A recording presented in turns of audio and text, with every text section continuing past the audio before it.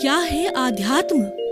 दर्शन, चिंतन धारा, विद्या या संस्कृति की परंपरागत विरासत। आध्यात्म दर्शन यानी जीवन का शाश्वत सत्य। मानव जीवन से जुड़े शाश्वत सत्यों को जानिए और समझिए उपासक डॉक्टर सोहन राज तातेड़ से हमारे खास कार्यक्रम आत्मविज्ञान में। आत्मविज्ञान यानी सही दृष्टि, सही सोच। भाई और बहनों, मातृशक्ति को नमन। स्टूडियो में आपका हार्दिक स्वागत, अभिनंदन है, सत्कार है। आत्मविज्ञान साइंस ऑफ द सोल कार्यक्रम के अंतर्गत हम आपको सही दृष्टि, सही सोच, राइट विजन, राइट थिंकिंग के तहत आपकी जो नकारात्मक सोच है उसको सकारात्मक में बदलते हैं, आपको एक अच्छा इंसान बनाते हैं। और ये सारा कार्य हम अलग अलग एपिसोड्स के माध्यम से करते हैं।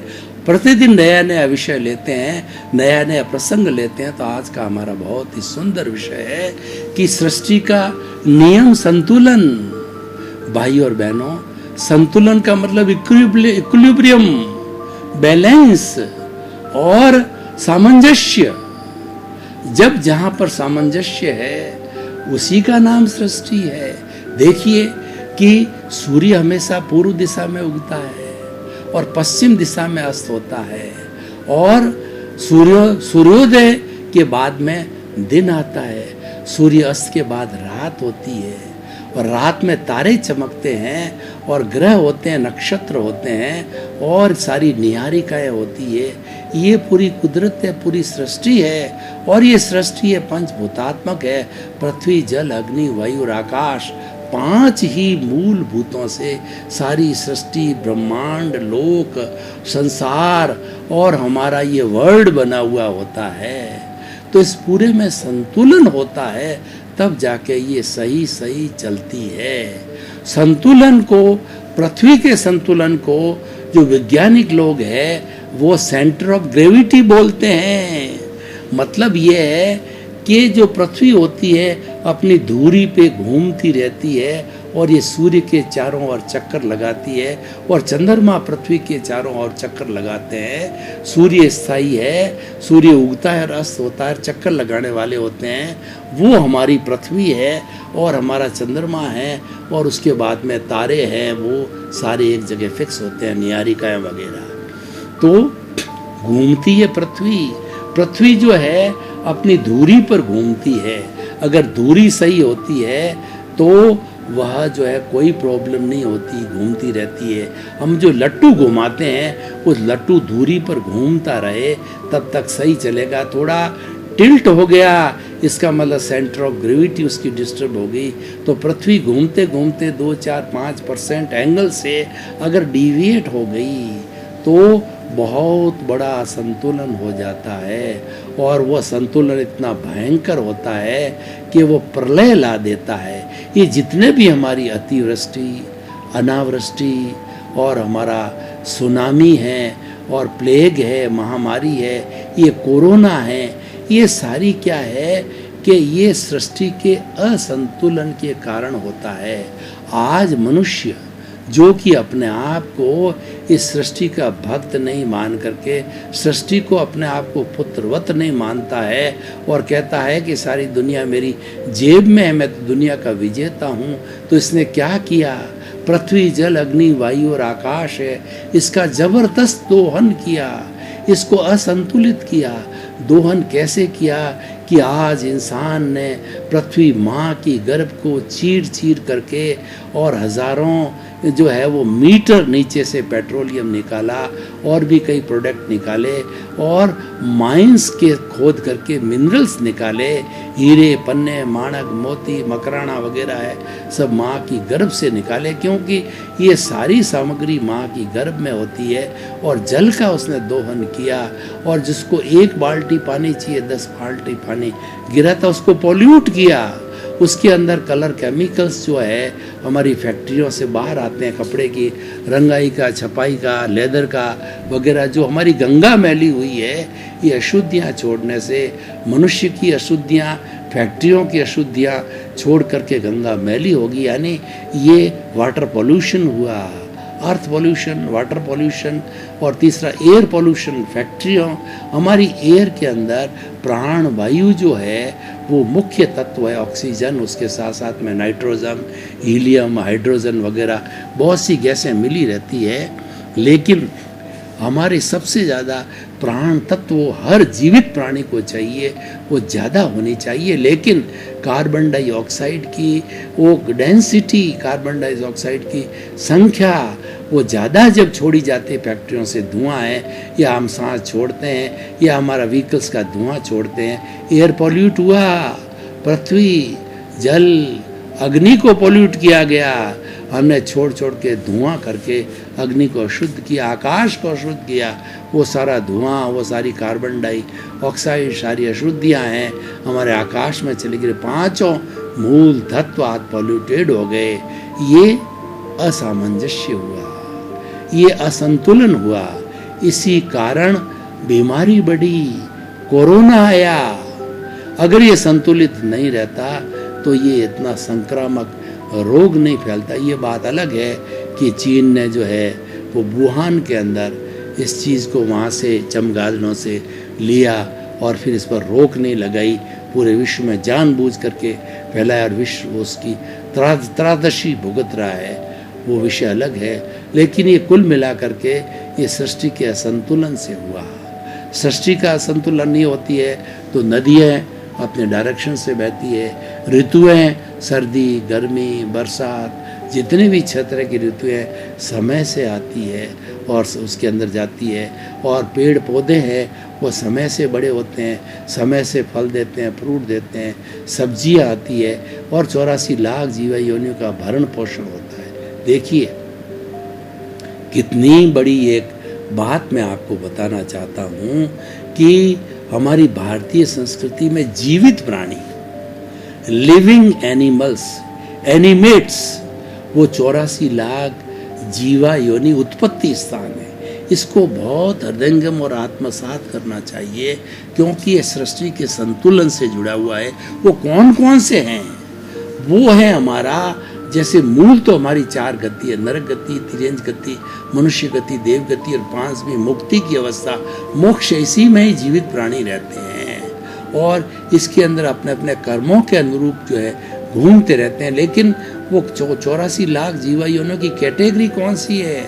7 लाख पृथ्वी का है, 7 लाख अप का है, 7 लाख तेजस का है, 7 लाख वायु का है, 10 लाख प्रत्येक वनस्पति का है, 14 लाख साधारण वनस्पति का है, 2 लाख बेइंद्रिय, 2 लाख तेंद्रिय, 2 लाख चतुरिंद्रिय, 4 लाख नारकी, 4 लाख देवता, 4 लाख तिरंज पंचेंद्रिय, 14 लाख मनुष्य की जाति, 4 गति, 84 लाख जीवा योनि के प्राणी इस कुदरत माँ से जन्म लेते हैं। देखिए मैं आपको एग्जाम्पल देना चाहता हूँ, हम कैसे जन्मे कि पिता का जो है शुक्राणु और माँ का अंडज जब इंटरकोर्स होता है शरीर की आवश्यकता के अनुसार, तो ये दोनों जीवित आत्माएं होती है, एक स्पर्म और एक एग।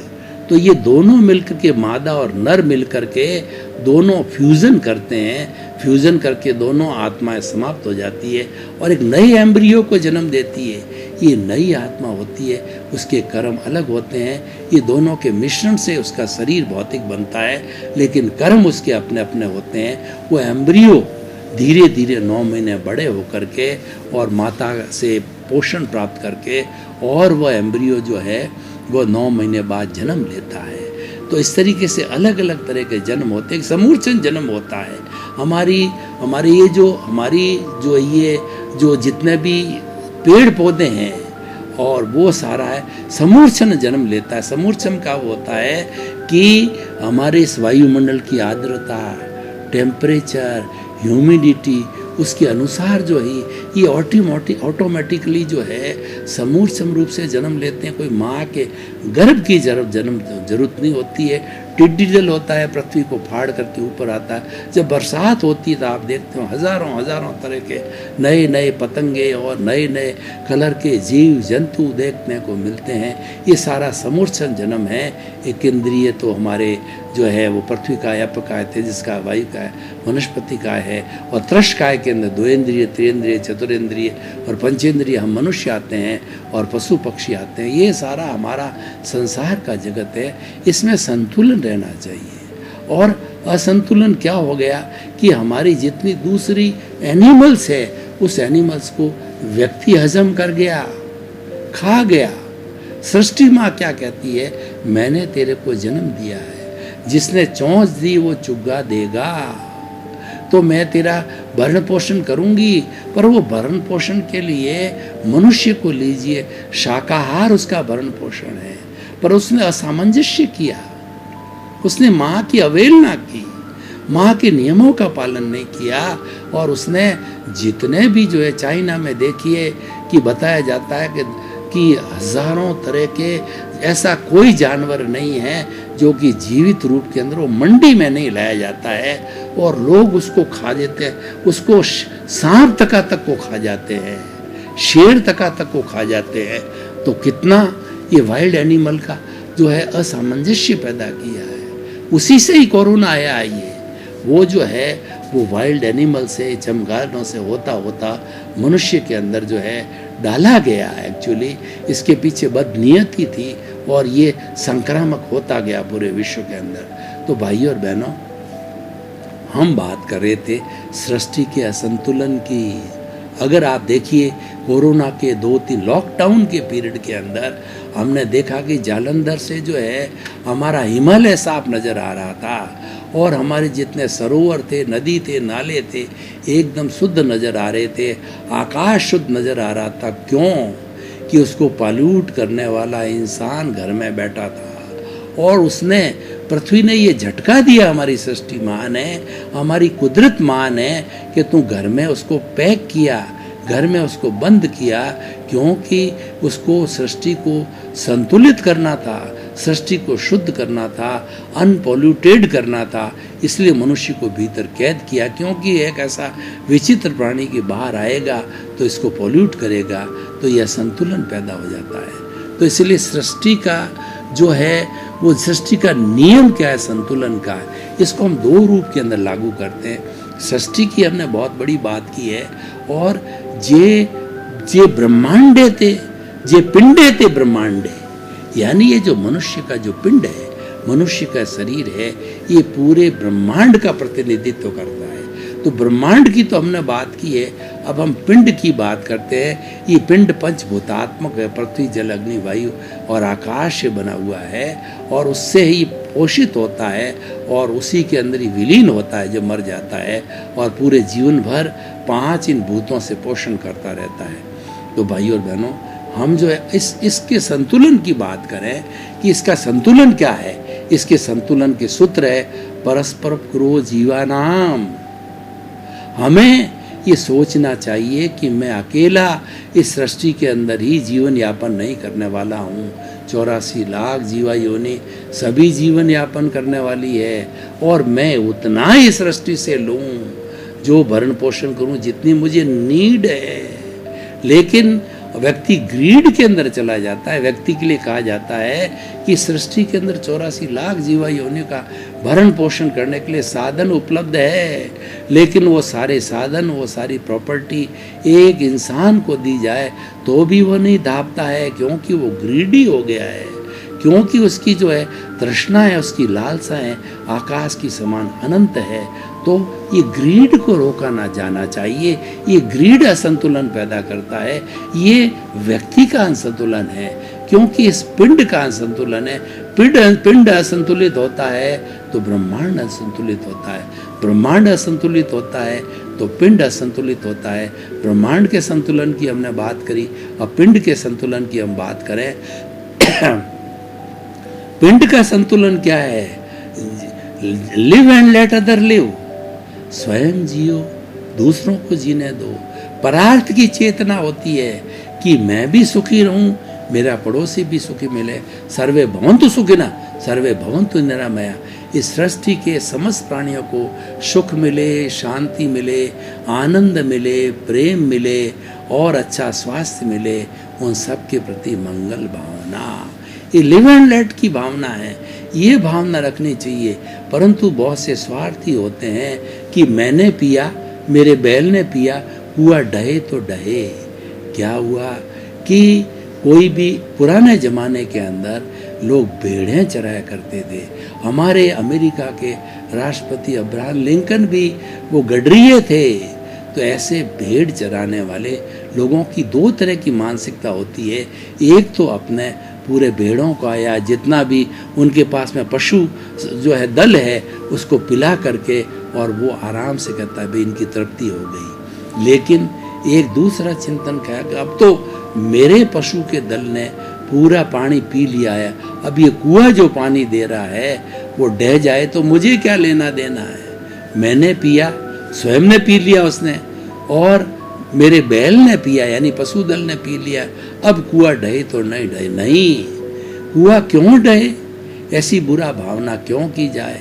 हम जो है कितना जीवन में बुरी भावना करते हैं कि व्यक्ति पराये दुख से दुबला हो रहा है, स्वयं के दुख से तो कम परेशान है, दूसरे के दुख से ज़्यादा परेशान है, क्योंकि वो कंपटीशन में चला गया है और इसी कंपटीशन से सुसाइड हो रहा है, इसी कंपटीशन से डिप्रेशन आ गया है। वह सोचता है कि मेरे पड़ोसी का 5 मंजिला मकान बन गया, मेरा तो 1 मंजिल का ही मकान है, तो उसका 5 मंजिल का मकान है, ईश्वर ढहा दे तो अच्छा है और वो खराब हो जाए तो अच्छा है, वो टूट जाए तो अच्छा है। ऐसी नकारात्मक सोच, ऐसी घृणा की भावना, ऐसी जेलेसी की भावना है, वह असंतुलन पैदा करती है।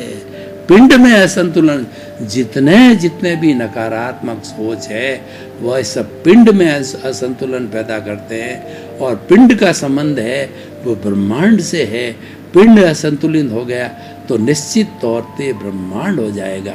ब्रह्मांड का जो बीज स्वरूप है वह पिंड होता है। आपने देखा होगा कि बरगद का पेड़ होता है, उसका जो बीज होता है बहुत छोटा होता है, वो बीज इतना बड़ा बरगद का पेड़ बना देता है, क्योंकि उसमें उगने की शक्ति है, उसके अंदर ताकत है और वह सूक्ष्म है।